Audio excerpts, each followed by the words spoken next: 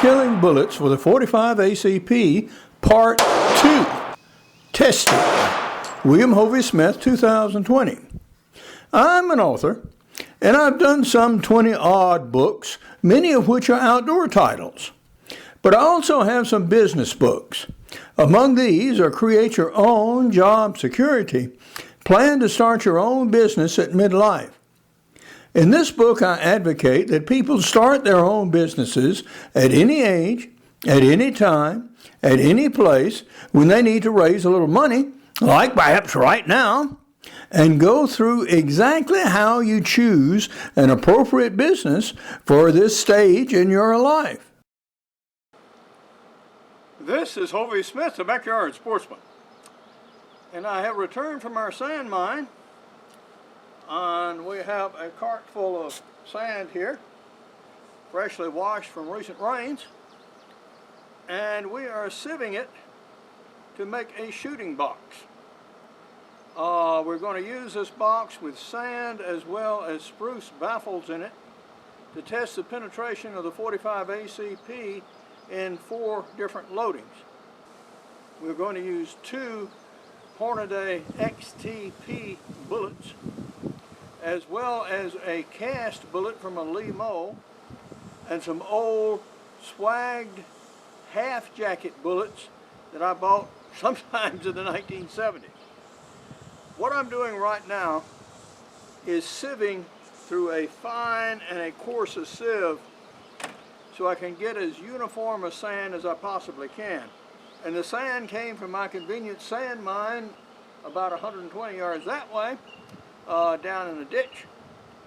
So I clean out a little bit of the ditch and I get some useful sand, and so we sieve it and prepare it, and we'll make the shooting boxes.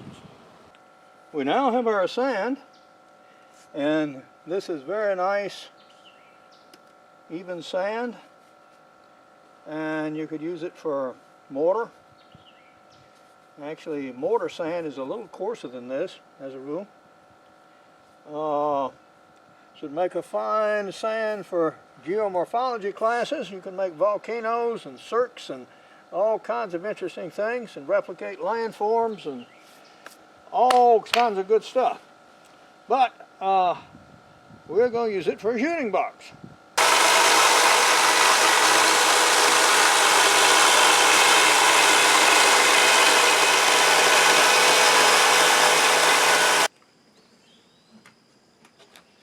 We've taken these beer and drink boxes and reinforced the ends so the sand didn't run out. And what we're going to try is to put the baffle in about 2 inches deep, and then 2 inches of sand in front of it, and then another one at about 6 inches behind that, and in these short boxes another one at the end. What I would really suspect is that the bullet would be stopped by this baffle at 6 inches, but we shall see.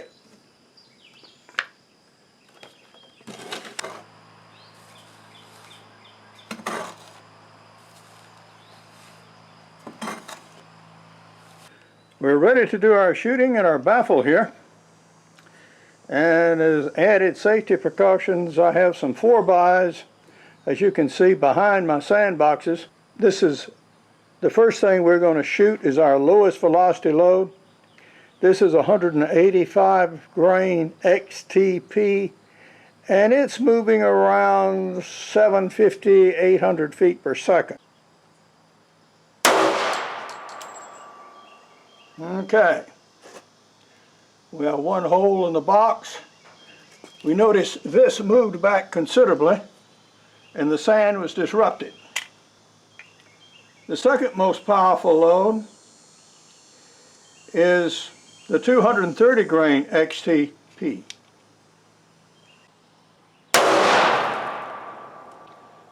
That had considerable more recoil. It also broke the board here, so that indicates some expansion.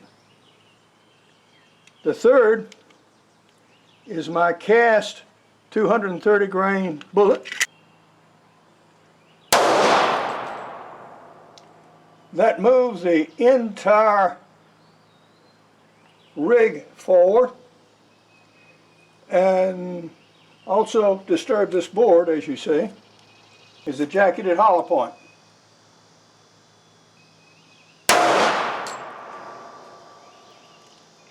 Also displace this a little bit and move this board. Okay. So our sandbox did well.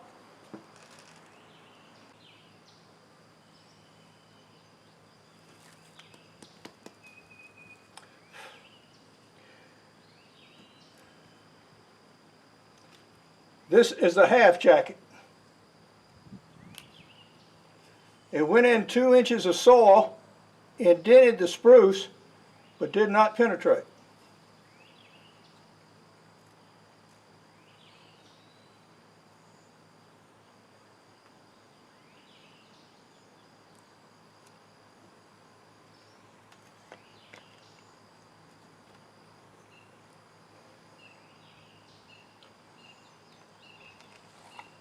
This is the cast bullet.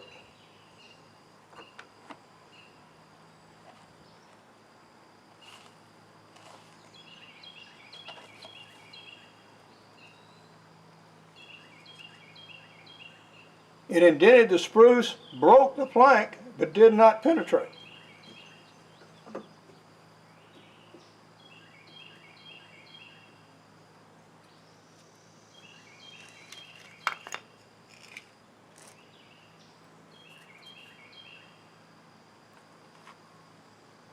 This is a 230 grain XTP.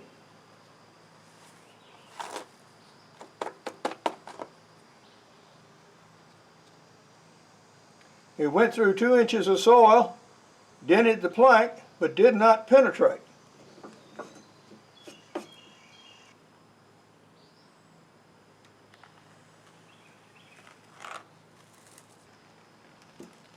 This is the lower velocity 185 XTP. It penetrated the plank. And we're using our screen to quickly recover our bullets. And what we're dumping here is 185 grain bullets.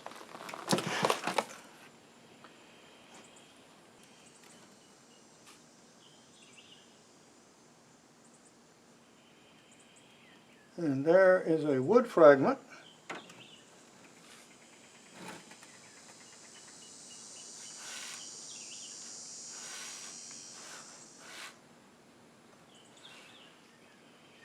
And here it is, right here.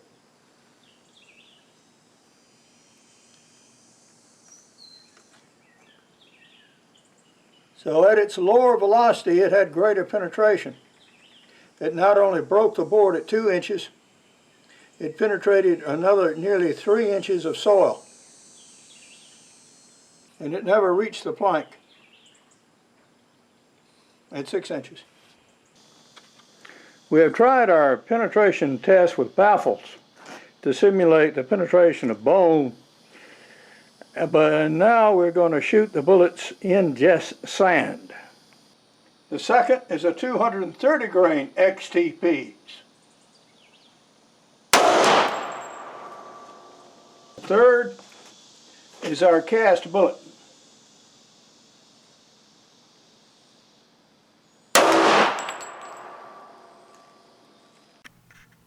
The 230 grain XTP and the cast 230 grain bullet penetrated 8 3/4 inches of sand and expanded to nearly equivalent amounts.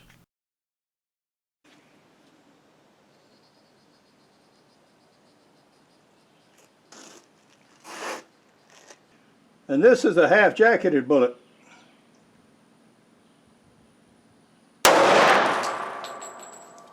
In penetration in sand, it was 8 3/4 inches for the cast bullet and the 230 grain XTP, 11 inches for a Winchester commercial 230 grain jacketed hollow point, and 9 inches for the 230 grain half jacket bullet.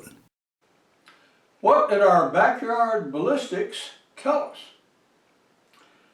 This all started when I shot this section of pecan wood with a 230 grain XTP hand load. And the bullet showed no signs of expansion. So I wondered, were these XTP bullets expanding at velocities of 850 feet per second? So we rigged up a sandbox, as you saw, and shot them. And yes, they do expand at 850 feet per second, but not when you load them down to target level loads between 750 to 800 feet per second, as illustrated by this 185 grain XTP bullet. Now, in this ballistics business, as discussed in part 1, it's a trade-off between expansion and penetration. And if you want deep penetration, depending on the bullet design, high speed may not be desired. And that is illustrated here. When we had the 230 grain XTP bullet, it penetrated 2 inches of loose sand and hit this spruce plank and did not penetrate. It indented it, it broke it, but it didn't penetrate. Also, the same result happened with our half-jacket bullet. Indeed, it did expand. It expanded good. But when it hit this plank, it boof, pushed back in the sandbox, but did not penetrate. We had nearly identical results with our cast bullet. Again, it expanded well, hit the plank, but did not penetrate. So the only round that actually penetrated was a much lower velocity, lighter weight bullet, which is sort of counterintuitive actually, but nonetheless, that's what occurred. What does this mean? These are all, in their own way, excellent bullets. They are designed to work effectively on game animals up to about 200 pounds. Deer and every size hogs, which is what most people see and what most people shoot. Now, if you go after bigger animals, like 600 and 1,000 pound hogs, as well as things like moose and elk, blah, blah, blah, blah, blah, you will run into this problem with these bullets. If they hit heavy bone, they will expand on the bone and not get much further. So one bullet design cannot handle every situation. So what to do? Do you carry a bullet that will work well on your average size game that you're going to see most often in the field? Most of my deer are small here in central Georgia, 90 pounds up to about 200 pounds. That's the usual range of stuff I see year after year after year. Yes, there are some huge hogs in Georgia, and some are killed in this county every year. Somebody shoots a 600-pound hog. But I haven't seen one lately, although that's not to say I could not this very evening if I went out and looked. So you never know what you might run into. The 45 ACP has a problem in that you cannot silently load it. With a single shot cartridge gun, you can silently break the barrel, open it, take out one shell and insert another, close it again, and still have the animal very close in front of you. You don't have that option with a semi-auto.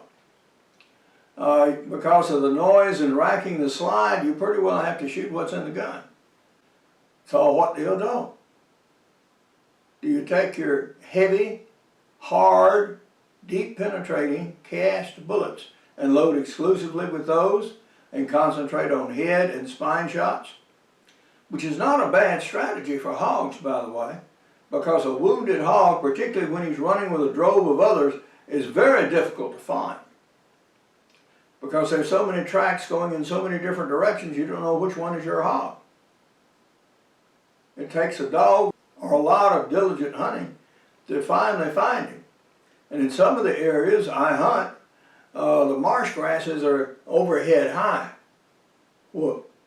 And you're looking in that stuff for a dead hog out there that you lung shot and you know has run probably 30 yards or so and died somewhere, but exactly where and which of these hog trails was he following? That makes it difficult. What I'm going to do is take these bullets I've cast, add more alloying agent, cast them harder so they will penetrate, and go for the spine and head shots. Okay, what about alternating loads in your magazine? Some soft and some hard. Yes, you could do that, but whatever you have loaded in that chamber is what you're going to shoot that hog that comes up on you. So, those are some of your choices. There's no such thing as a universal bullet that'll work on everything all the time. Now, Nosler made an attempt with his partition bullet, which is a good concept, by the way, and those are good bullets. And others have done similar things. But the combination of getting optimum expansion and optimum penetration for your given game animal at that second is always a little bit chancy. So, here's my results, and you take your choices. Buy some perfectly good XTP loaded factory ammunition. It works, it's reliable, it will kill your hogs, your ordinary size hogs and deer very well. Yeah, it'll do that. Or if you think you're going to have a reasonable chance at a huge one, then yeah, you want to load the hard cast bullets or buy some that someone else is loading so you can get maximum penetration. So those are your choices with hog hunting with a 45 ACP. It's not a perfect cartridge, it's not a perfect gun, it doesn't work in all situations equally well, but nothing ever did. But now, this is Hovey Smith, reminding you to hunt what you eat and eat what you hunt. Be legal, be ethical, be safe, goodbye, God bless, and see you next time. While bullet testing under my car shed is acceptable in rural Georgia, it would certainly not be in many cities or subdivisions. Except for the low velocity loading of the 185 grain XTP, any of the loads used would be quite acceptable on game animals weighing up to about 200 pounds. Now, using a 1911 semi-auto is no excuse for throwing a bunch of rounds across the countryside and hoping to hit something. Use good bullets and loads, aim carefully, and make that first shot count. For more information on my books, blogs, and more than 850 videos, go to my website, www.hoviesmith.com. To find out more about my business books, go to createyourownjobsecurity.com.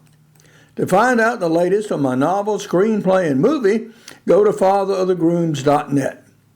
Good hunting and good eating from the outdoors. Goodbye, and God bless.